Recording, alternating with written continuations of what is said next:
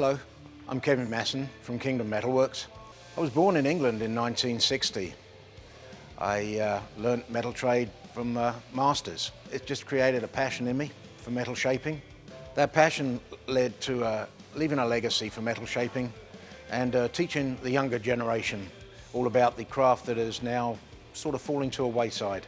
Primarily the English wheel is my favourite machine, but I'm versed on the power hammer and a planishing hammer, the pull max, and then as you get into making the panels up, they go onto the car, and of course you've got all the hand tools that go along with that.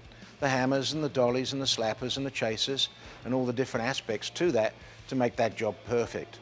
That's what I like to do. If you are wanting to take a class, or if you want me to come into your company and share tips and tricks and just add to the guys that have skills in the company, contact me at kingdommetalworks.com.